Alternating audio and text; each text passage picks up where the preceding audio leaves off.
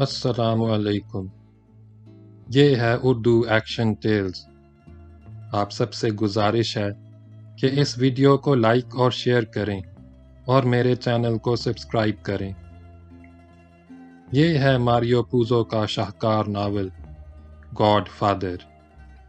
مترجم محمود احمد مودی۔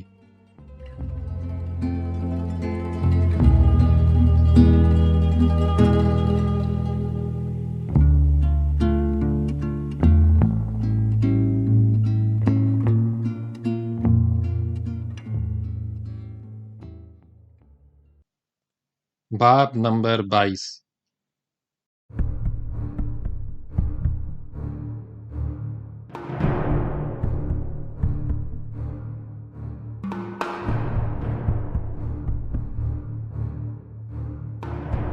ڈان پر قاتلانہ حملے سے ایک روز پہلے رات گئے ڈان کا سب سے زیادہ وفادار، سب سے زیادہ خطرناک آدمی لوکا براسی دشمن سے ملنے جا رہا تھا۔ وہ پچھلے 3 ماہ سے سولوزو کے آدمیوں سے رابطے میں تھا۔ وہ اپنے طور پر نہیں بلکہ ڈان کی ہدایت پر ہی ایسا کر رہا تھا۔ 3 ماہ پہلے اس نے ان نائٹ کلبوں میں جانا شروع کیا تھا جو ٹیٹاگلیا فیملی کی ملکیت تھی۔ ایسے ایک کلب کی ٹاپ کی کال گرل کی رفاقت خرید کر اس نے اپنے ایک خاص مشن کا آغاز کیا تھا۔ اس کال گرل کے ساتھ وقت گزاری کے دوران اس نے دبے دبے لفظوں میں یہ تاثر دیا تھا کہ وہ ڈان کورلیون فیملی کے ساتھ کچھ زیادہ خوش نہیں، کیونکہ وہاں اسے اس کی خدمات کا مناسب صلہ نہیں مل رہا تھا اور اسے وہ اہمیت بھی نہیں دی جاتی تھی جس کا وہ مستحق تھا۔ بظاہر اس نے کچھ نشے کی ترنگ میں اور کچھ باتوں کی روانی میں غیر ارادی طور پر دل کا غبار نکالا تھا۔ اس واقعے کے چند دن بعد اس نائٹ کلب کا مینیجر برونو ٹیٹاگلیا خود ہی اس کی میز پر آ کر اس سے مل بیٹھا۔ وہ ٹیٹاگلیا فیملی کے سربراہ کا سب سے چھوٹا بیٹا تھا۔ خود براہ راست عورتوں کے دھندے میں ملوث نہیں تھا، لیکن اس کے نائٹ کلب میں کئی لڑکیاں کورس کی صورت میں ڈانس کرتی تھیں۔ وہ گویا یہیں کال گرل بننے کی تربیت حاصل کرتی تھیں اور آگے بڑھ جاتی تھیں۔ برونو نے پہلی ملاقات میں ہی براسی سے کافی حد تک کھل کر بات چیت کی۔ اس نے براسی کو اپنی فیملی کے لیے کام کرنے کی پیشکش کر دی۔ 1 ماہ تک اس طرح کی باتیں چلتی رہیں۔ برونو اور براسی دونوں اپنا اپنا کردار ادا کرتے رہے۔ براسی یہ ظاہر کرنے کی کوشش کر رہا تھا کہ وہ اس کال گرل کی زلفوں کا اسیر ہو چکا ہے جو کلب سے وابستہ تھی۔ بظاہر اس کی وجہ سے وہاں باقاعدگی سے آنے لگا تھا۔ برونو ایک ایسے بزنس مین کا کردار ادا کر رہا تھا جو کسی بڑی کمپنی کے ایگزیکٹو آفس کو توڑنے کی کوشش کر رہا تھا اور اسے بہتر مراعات وغیرہ کی پیشکش کر کے اپنے ہاں آنے کی دعوت دے رہا تھا۔ ایسی ایک ملاقات کے دوران براسی نے ظاہر کیا جیسے وہ تھوڑا سا ڈال ڈول رہا ہے۔ اس موقع پر اس نے کہا، لیکن ایک بات کان کھول کر سن لو، میں کبھی گاڈ فادر کورلیون کے مد مقابل کھڑا نہیں ہوں گا۔ صرف وہی ایک شخص ہے جس کی میں بہت عزت کرتا ہوں۔ اس کی طرف سے بس تھوڑا سا صدمہ اسی بات سے پہنچا ہے کہ اپنے بعد بھی وہ کاروبار میں بہرحال اپنے بیٹوں کو ہی لائے گا۔ میری حیثیت یہی رہے گی جو اس وقت ہے، یعنی میری طویل خدمات کا کوئی خاص صلہ نہیں ملے گا۔ میرا خیال تھا کہ جب وہ کاروبار سے لا تعلق ہوگا، کم از کم اس وقت تو مجھے بھی اس کے کسی بیٹے کے برابر اہمیت حاصل ہوگی۔ برونو نئی نسل کا نمائندہ تھا۔ وہ براسی، ڈان، حتیٰ کہ خود اپنے باپ جیسے پرانے یا وزادار لوگوں کو کچھ زیادہ عقل مند یا ذہین نہیں سمجھتا تھا، تاہم احتراماً ان کے سامنے خوش رہتا تھا۔ اس موقع پر وہ بولا، میرے والد کبھی تمہیں ڈان کے مقابل کھڑا کرنا یا تم سے اس کے خلاف کام لینا نہیں چاہیں گے۔ انہیں اس کی ضرورت ہی کیا ہے؟ یہ ایک دوسرے سے سر پھوڑنے کا زمانہ نہیں ہے۔ سب ایک دوسرے کے ساتھ صلح صفائی سے رہتے ہیں اور اپنا اپنا کام کرتے رہتے ہیں۔ یہ پرانی قبائلی دور نہیں ہے جب ہر وقت کسی نہ کسی کے ساتھ جنگ میں مصروف رہنے کے بہانے ڈھونڈے جاتے تھے۔ تمہارا معاملہ ایسا ہی ہوگا جیسے کوئی آدمی کسی کمپنی میں نوکری کرتے وقت زیادہ خوش نہیں ہے اور اسے کسی دوسری کمپنی میں اس سے کچھ بہتر نوکری ملتی ہے تو وہ وہاں چلا جاتا ہے۔ براسی نے پرخیال انداز میں آہستگی سے سر ہلایا اور خاموش رہا۔ برونو نے بغور اس کے چہرے کا جائزہ لیتے ہوئے بات جاری رکھی۔ تم کہو تو میں اپنے والد کے کان میں بات ڈال دوں کہ تم بہتر مواقع کی تلاش میں ہو۔ ہم جیسے لوگوں کے کاروبار میں تم جیسے لوگوں کی ہمیشہ ضرورت رہتی ہے۔ ہمارا کوئی کاروبار آسان نہیں ہے۔ ہمارے معاملات کو ہموار انداز میں رواں دواں رکھنے کے لیے مضبوط اور سخت جان لوگوں کی ضرورت ہوتی ہے۔ ہمارے بارے میں جب بھی تمہارا ذہن آمادہ ہو تو مجھے بتا دینا۔ ویسے تو خیر میں جہاں ہوں وہاں بھی ٹھیک ہی ہوں، براسی نے ظاہر کیا جیسے ابھی وہ کوئی حتمی فیصلہ کرنے سے قاصر تھا۔ چنانچہ بات وہیں کی وہیں رہ گئی۔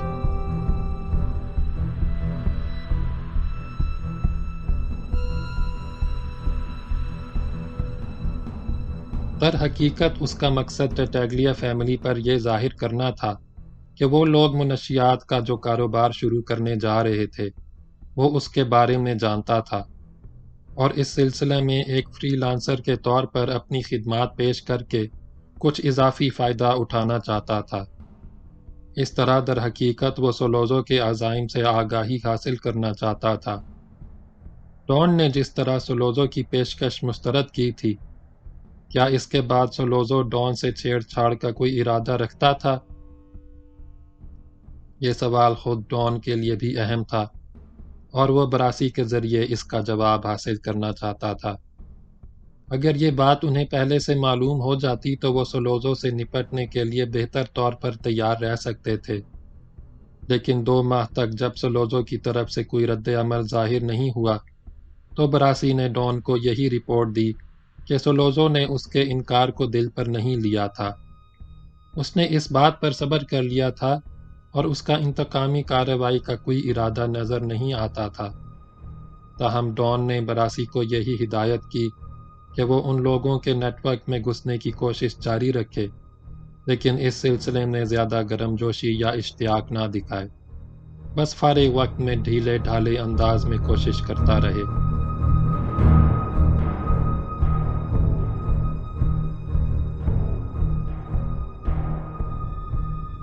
ڈان پر فائرنگ سے 1 رات پہلے براسی نائٹ کلب گیا تو برونو فوراً ہی اس کی میز پر آن بیٹھا اور بولا، میرا ایک دوست تم سے کچھ بات چیت کرنا چاہتا ہے۔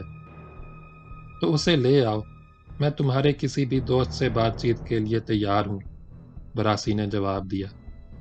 نہیں، وہ اس وقت یہاں نہیں آ سکتا، وہ تم سے ذرا رازداری سے ملاقات کرنا چاہتا ہے، برونو ٹیٹیگلیا نے کہا۔ کون ہے وہ؟ براسی نے دریافت کیا۔ بس میرا ایک دوست ہے، وہ تمہارے سامنے کوئی اہم تجویز رکھنا چاہتا ہے، تمہیں کوئی پیشکش کرنا چاہتا ہے۔ کیا تم آدھی رات کے بعد یہاں اس سے ملنے آ سکتے ہو؟ یقیناً، براسی بولا، صحیح وقت اور صحیح جگہ بتا دو، میں آ جاؤں گا۔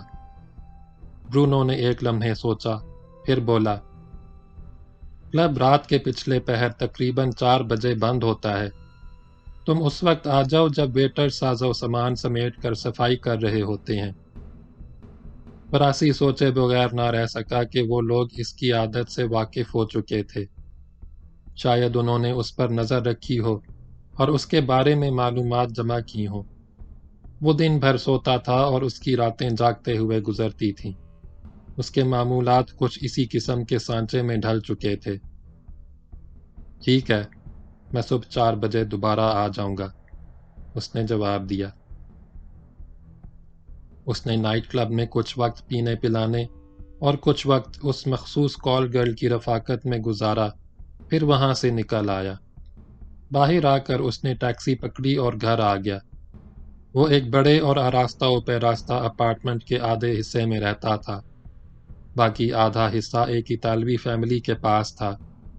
براسی کا اس فیملی سے کوئی خاص میل جول نہیں تھا، لیکن اس نے مصلحت کے تحت ان کے ساتھ اپارٹمنٹ شیئر کیا ہوا تھا۔ اس طرح اس کے بارے میں تاثر ملتا تھا کہ وہ فیملی والا اور معزز آدمی تھا، جبکہ اسے ان مسائل سے کوئی سروکار نہیں تھا جو فیملی والوں کو عموماً درپیش ہوتے ہیں۔ فیملی کے ساتھ اپارٹمنٹ شیئر کرنے کی وجہ سے اسے یہ خطرہ بھی کم محسوس ہوتا تھا کہ کبھی وہ اچانک گھر پہنچے تو کوئی گھات لگائے اس کے انتظار میں بیٹھا ہو۔ اسے یقین تھا کہ برونو اسے جس شخص سے ملوانا چاہ رہا تھا وہ سولوزو تھا۔ اگر معاملات صحیح انداز میں آگے بڑھتے تو اسے آسانی سے سولوزو کے عزائم کا اندازہ ہو سکتا تھا، اور وہ اتنی اہم رپورٹ کرسمس کے تحفے کے طور پر ڈان کو پیش کر سکتا تھا۔ اپنے بیڈ روم میں پہنچ کر براسی نے بیڈ کے نیچے سے ایک ٹرنک نکالا اور اس میں سے ایک بلٹ پروف جیکٹ نکال کر کپڑوں کے نیچے پہن لی۔ اس نے ڈان کو فون کر کے آج کی متوقع ملاقات کے بارے میں بتانا چاہا، لیکن پھر اسے خیال آیا کہ ڈان اس قسم کی باتیں فون پر کرنا پسند نہیں کرتا۔ ویسے بھی اس نے یہ مشن انتہائی خفیہ انداز میں اس کے سپرد کیا تھا۔ ایگن اور ڈان کے بیٹوں تک کو اس بارے میں کچھ پتہ نہیں تھا، اور نہ ہی چاہتا تھا کہ انہیں پتہ چلے۔ چنانچہ براسی نے فون کر کے ارادہ ملتوی کر دیا۔ ویسے بھی معاملہ کچھ آگے بڑھنے اور کوئی کام کی بات معلوم ہونے کے بعد اسے رپورٹ دینا زیادہ بہتر معلوم ہوتا۔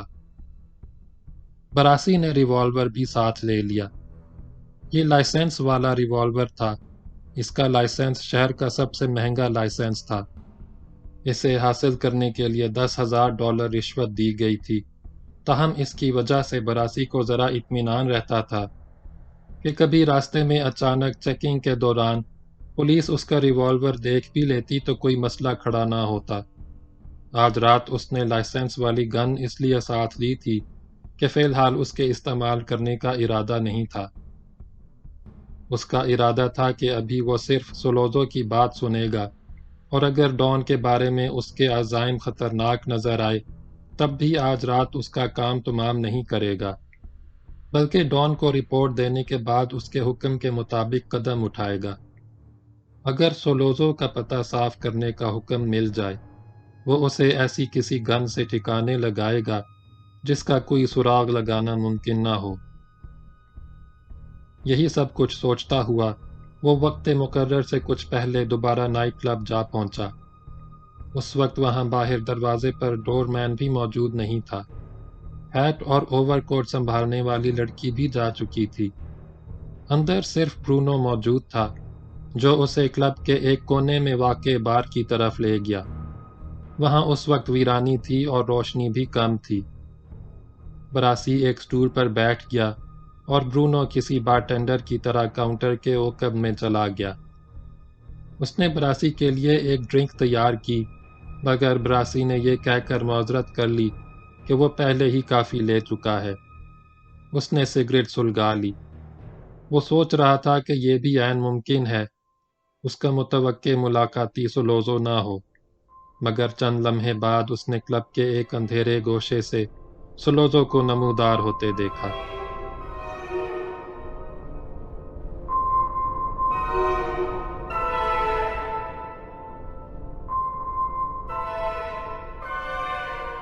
سولوزو نے آ کر اس سے ہاتھ ملایا اور اس کے برابر والے سٹول پر بیٹھ گیا۔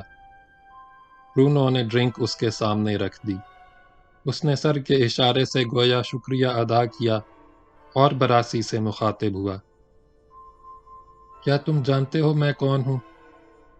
براسی اس بات میں سر ہلاتے ہوئے مربیانہ انداز میں مسکرایا۔ اسے یہ دیکھ کر خوشی ہوئی تھی کہ چور بل سے باہر آ گیا تھا۔ اس شخص کا کام تمام کرتے وقت اسے مزید خوشی ہوتی جو اپنے آپ کو بڑا خطرناک لڑاکا سمجھتا تھا۔ کیا تمہیں معلوم ہے میں تم سے کیا فرمائش کرنے والا ہوں؟ سولوزو نے ایک اور سوال کیا۔ اس بار براسی نے نفی میں سر ہلایا۔ میرے پاس بڑے کاروبار کا ایک منصوبہ تیار ہے، سولوزو بولا۔ اس میں اوپر کی سطح کے لوگوں کے لیے بڑی دولت ہے۔ میں پہلی ہی کھیپ کی کامیابی سے منتقلی پر تمہیں کم از کم $50,000 کی تو گارنٹی دے سکتا ہوں۔ یہ صرف تمہارا حصہ ہوگا۔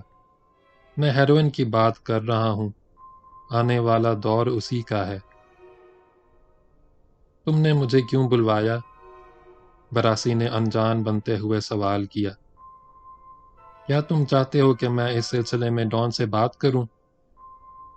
سلوزو دانت پیس کر بولا، تمہارے ڈان سے میں پہلے ہی بات کر چکا ہوں۔ وہ اس دھندے میں بالکل ہاتھ نہیں ڈالنا چاہتا۔ بہرحال میرے لیے اس سے کوئی فرق نہیں پڑتا۔ میں اس کے تعاون کے بغیر بھی اپنے منصوبوں پر عمل کر سکتا ہوں۔ تاہم مجھے اس سارے آپریشن کی نگرانی اور اس کی حفاظت کے لیے ایک مضبوط اور طاقتور آدمی کی ضرورت ہے جو اس قسم کے کاموں کو مکمل کرانا اور راستے میں آنے والی رکاوٹوں کو دور کرنا جانتا ہو۔ مجھے پتہ چلا ہے کہ تم اپنی فیملی کے لیے خدمات تو بدستور انجام دے رہے ہو، لیکن کچھ زیادہ خوش نہیں ہو۔ تم چاہو تو ادھر سے ادھر ہو سکتے ہو۔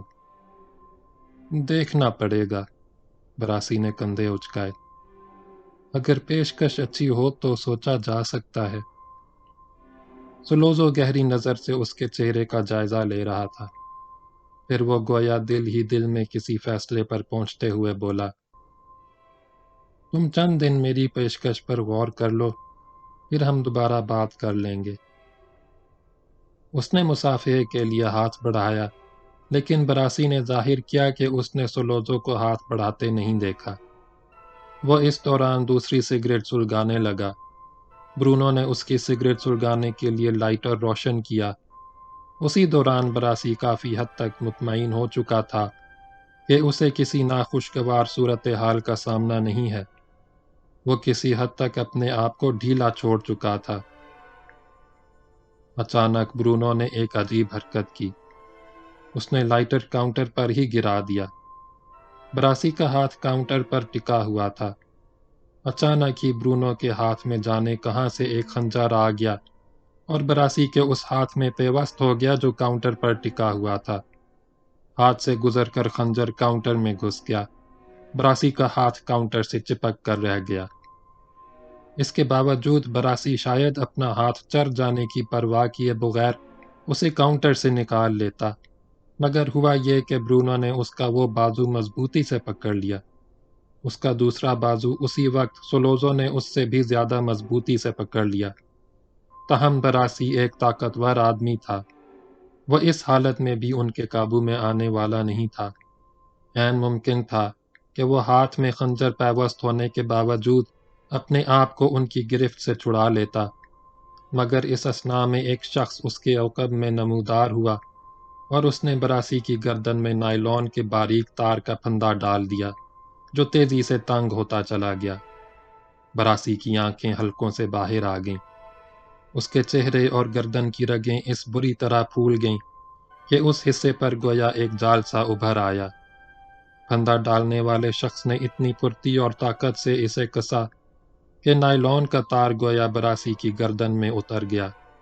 چند سیکنڈ بعد وہ تار نظر ہی نہیں آ رہا تھا۔ براسی کا چہرہ نیلا پڑ گیا۔ جلد ہی اس کی مزاحمت دم توڑ گئی اور ہاتھ پاؤں ڈھیلے پڑنے لگے۔ اس کے دائیں بائیں برونو اور سلوزو یوں دلچسپی سے اس کی طرف دیکھ رہے تھے گویا سائنس لیبارٹری میں نوعمر طالب علم اپنے کیے ہوئے تجربے کے نتائج کا مشاہدہ کر رہے ہوں۔ دھیرے دھیرے براسی کی ٹانگیں مڑ گئیں اور وہ فرش کی طرف گرتا چلا گیا۔ برونو اور سلوزو نے اس کے بازو چھوڑ دیے، مگر پیچھے سے اس کی گردن میں پھندا ڈالنے والے شخص نے نائلون کی ڈوری اس وقت تک نہیں چھوڑی جب تک براسی کو فرش پر گر کر ساکت ہوئے چند لمحے نہیں گزر گئے۔ آخر کار اسے یقین ہو گیا کہ براسی مر چکا تھا۔ تب وہ پھندے کی ڈوری چھوڑ کر سیدھا ہو گیا۔ میں چاہتا ہوں کہ اس کی لاش دریافت نہ ہو سکے، سلوزو نے پرسکون لہجے میں کہا اور گھوم کر نپے تلے قدم اٹھاتا اندھیرے میں غائب ہو گیا۔